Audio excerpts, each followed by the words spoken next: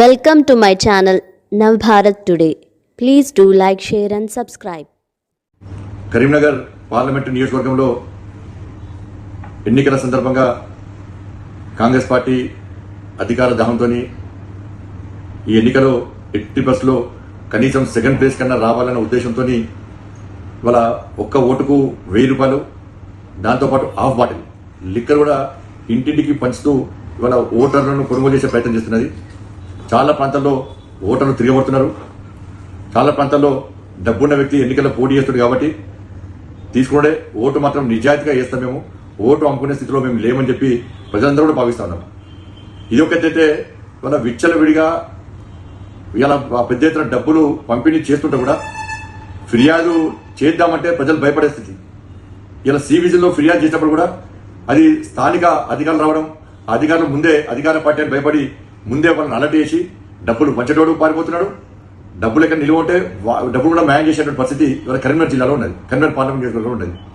కాబట్టి ఎన్నికల కమిషన్ కేవలం ఎన్నికలు నిర్వహించడానికే కాదు, ఇలాంటి ప్రలోభాలకు గురి చేసినటువంటి అక్రమాలకు పాల్పడుతున్న వ్యక్తుల మీద డేగంతో చూసి వాళ్ళ మీద కఠిన చర్యలు తీసుకుంటే ఎన్నికలు ప్రశాంతంగా ప్రజాస్వామ్యంగా జరుగుతున్న విషయాన్ని ఎన్నికల కమిషన్ గుర్తుంచుకోవాలి.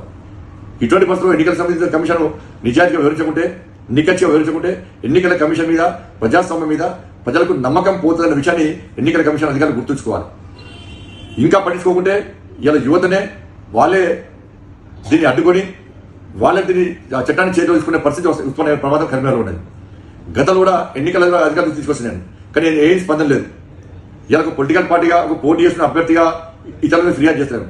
మీరు ఎన్నికల కమిషన్కి ఏమైనా చిత్తశుద్ధి ఉంటే గ్రామాల్లో తిరగండి, ఇలా అనేక గ్రామాల్లో తిరగండి, తిరిగి డబ్బులు వచ్చినాయా రాలేదా, 1000 రూపాయలు వచ్చినాయా రాలేదా, హాఫ్ బాటిల్ వచ్చిందా రాలేదా, మీరు అడగండి సార్, ఎంక్వైరీ చేయండి.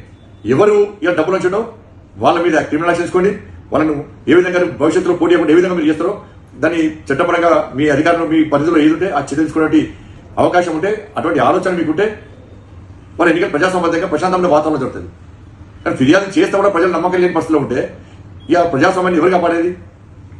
డబ్బులుండనే డబ్బుల ద్వారా ఎన్నికలు గెలుద్దామని చూసి పోరాటం చేసి జీవితాలు ఖరాబ్ చేసుకొని ప్రశ్నిస్తూ ఫైట్ చేస్తూ ప్రజల పక్షాన వ్యక్తులకు పోటీ చేసే అర్హత లేదు ఇవాళ.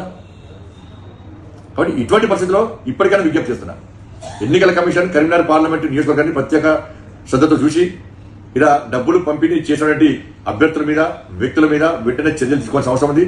లేకుంటే మా కార్యకర్తలకు చెప్తున్నా, ఎవరు డబ్బు వంచే ప్రయత్నం చేసినప్పుడు కూడా ఎన్నికల కమిషన్ ఫిర్యాదు చేస్తే స్పందించకుంటే, పోలీసులు ఫిర్యాదు చేస్తే స్పందించకుంటే డబ్బులు మీరే గుంజుకోండి, మీరే వంచండి. ఎన్నికలకు ఓటేమని మాత్రం ప్రలోభాలకు గురి చేయకండి.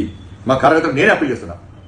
మీరు స్పందించాలి కాబట్టి, స్పందించేటువంటి అవకాశం మాకు ఉంది కాబట్టి, ఆ హక్కు మాకు ఉంది కాబట్టి తప్పకుండా భారతీయ జనతా పార్టీ కార్యకర్తలు ప్రజాస్వామ్యాన్ని కాపాడతాం.